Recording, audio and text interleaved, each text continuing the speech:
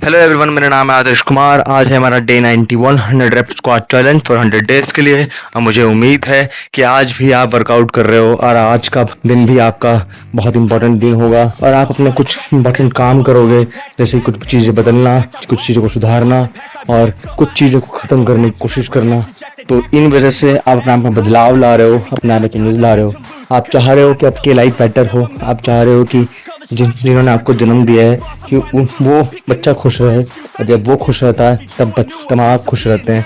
तो आप अपने आप को बदल रहे हो, अपने पेरेंट्स के लिए आप अपने आप को बदल रहे हो, आप अपने लिए अपने आप को बदल रहे हो, आप अपने लिए अपने आप को खुश रखने की कोशिश कर रहे हो, वर्कआउट कर रहे हो, मेडिटेशन कर रहे हो, अच्छी डाइट ले रहे हो, अच्छे से सो रहे हो, अच्छे से बात कर रहे हो, सबसे अपने माँ के साथ बैठ रहे हो, उनसे बात कर रहे हो, आप अपने भाई बहन जो भी आपके घर में हो उनसे आप बात कर रहे हो, कुछ चीज़ें शेयर कर रहे हो, अपने दोस्तों से मिल रहे हो, दोस्तों से बात कर रहे हो, दोस्तों से शेयर कर रहे हो, एक वॉक पे जा रहे हो, कभी उनके साथ कभी अकेले जा रहे हो, बुक्स पढ़ रहे हो, मेडिटेशन कर रहे हो, पॉडकास्ट देख रहे हो, इंटरव्यूज़ देख रहे हो अच्छे लोगों के, और इंस्टाग्राम यूट्यूब पे जो रील्स आती हैं या वीडियोज़ आती हैं उन पे थोड़ा कम ध्यान दे रहे हो, लेकिन जो नॉलेज वाली चीज़ें हैं उन पे ज़्यादा ध्यान दे रहे हो। आप सब कुछ कर रहे हो अपने आप को बदलने के लिए, और जब आप सब कुछ करोगे अपने आप को बदलने के लिए तब आपकी ज़िंदगी बदलनी शुरू हो जाएगी।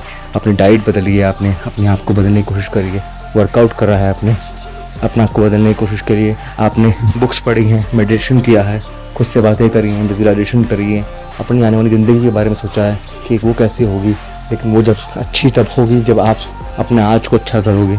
तो इसी तरीके से आप अपने आप को बदलने की कोशिश कर रहे हो, अपने आप को संवारने की कोशिश कर रहे हो। और अब आज हम थोड़ी सी पुरानी बातों के बारे में बात करेंगे, जैसे कि कभी कुछ लॉस हो जाता है या किसी चीज़ के बारे में आपको दुख होता है कि ये नहीं होना चाहिए था, ये जो काम आप कभी शुरू करते हो और आपको लगता है कि ये काम अच्छा नहीं हुआ या मैं फेल हो गया, जिस तरीके की बातें होती हैं, गिल्ट रह जाता है दिमाग में सबके हमारे, तो वो अफसोस भी होता है। लेकिन मैं आपको वह बताना चाहूँगा कि जो कुछ होता है, अगर आप ये मानते हो कि अच्छे के लिए होता है, तो वो चीज़ में आप अब कुछ लेसन ढूंढो कि वो क्यों हुआ, क्या हुआ, किस बात का स्ट्रेस था, किस बात की क्या चीज़ थी उसमें जिस वजह से हम फेल हुए, क्या कमी रह गई उसमें जो हम फेल हुए। आप देखिए कि आपको उस टाइम पे अपने ऊपर भरोसा था या नहीं था। क्या सबसे बड़ी वजह यही नहीं थी कि आपका काम इसलिए पूरा नहीं हो पा रहा है क्योंकि आपको अपने आप पर भरोसा नहीं था पूरी तरीके से, कहीं ना कहीं कोई कमी रह गई किसी काम में, कोई चीज़ हमने मिस कर दी कि हमने चलो कोई बात नहीं, हो ही जाएगा। तो आप इस तरीके से एक बार सोच के देखो उस चीज़ के बारे में जो आपकी चीज़ अधूरी रह गई है या पूरी नहीं हो पाई है। तो आप सोचो इस बारे में और आपको जवाब मिलेंगे, आज नहीं तो कल नहीं तो परसों, लेकिन जब तक आपको जवाब ना मिल जाए तब तक आप पूछते रहिए खुद से कि क्या कमी थी, क्या कमी रह गई उसमें जिस वजह से वो काम पूरा नहीं हो पाया, और आपको वो कमी पूरी करनी पड़ेगी ताकि वो दोबारा चीज़ वो ना हो।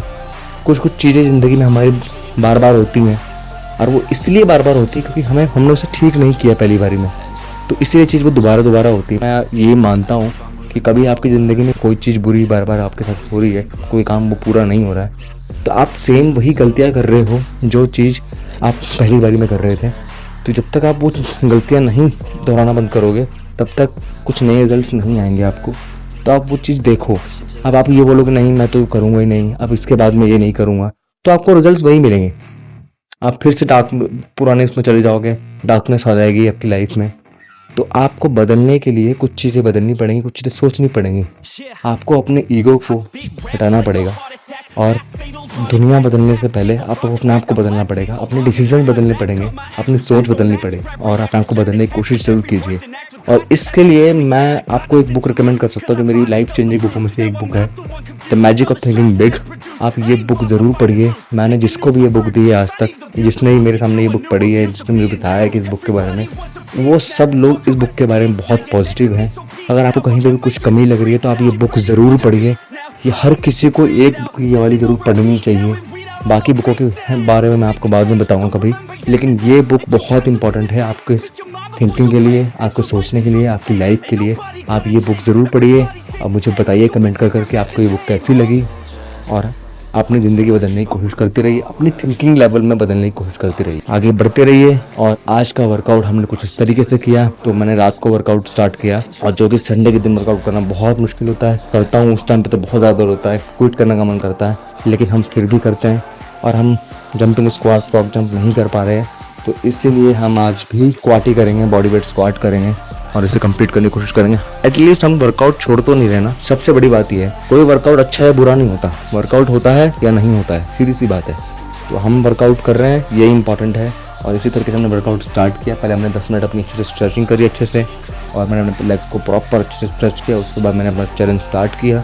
मैंने 200 स्क्वाट का चैलेंज लिया आज भी, और फिर मैंने धीरे धीरे करके स्क्वाट मारने स्टार्ट करे। 35 रेप्स के बाद मेरे पैरों में बहुत ज़्यादा दर्द होने लग गया। 25 के बाद ही पेन होना शुरू हो गया था, लेकिन 35 के बाद ज़्यादा पेन होना शुरू हो गया। और मैं धीरे धीरे करता रहा और 50 रेप्स कंप्लीट हो गए। मैंने सोचा कि 10 से 15 रेप और मारते हैं, ऐसे ही जैसे हम वेटेड स्क्वाट में करते हैं वैसे ही। धीरे धीरे करके हम आगे बढ़ गए, हमारे 70 से 80 रेप्स कंप्लीट हो गए। फिर उसके बाद मैं 20 रेप्स और मारने की कोशिश करी, और मैं धीरे धीरे करके अपने 100 रेप्स कंप्लीट कर दिए। फिर उसके बाद मैंने सोचा कि थोड़ा सा स्ट्रेच कर लेता हूँ, रिलैक्स कर लेता हूँ, फिर दोबारा चेंज करूँगा। फिर दोबारा से स्टार्ट किया और मैंने धीरे धीरे करके रैप मारने स्टार्ट करे। और 25 रेप्स के बाद बहुत ज़्यादा पेन होना शुरू हुआ मेरे, और मैंने हल्का सा रेस्ट लिया बीच में, और फिर मैंने धीरे धीरे करने शुरू करे।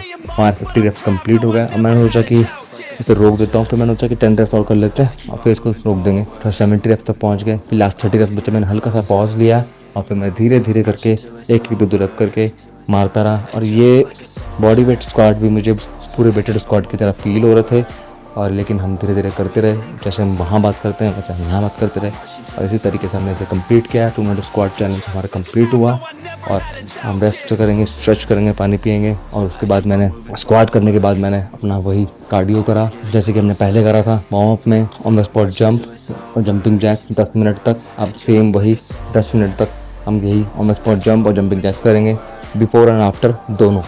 तो उसी तरीके से हमारा वर्कआउट चैलेंज कंप्लीट हुआ। मुझे उम्मीद है आपने अपना वर्कआउट कंप्लीट कर लिया होगा। Thank you so much. Just like a soldier, I keep on moving forward, always getting closer, marching till it's over.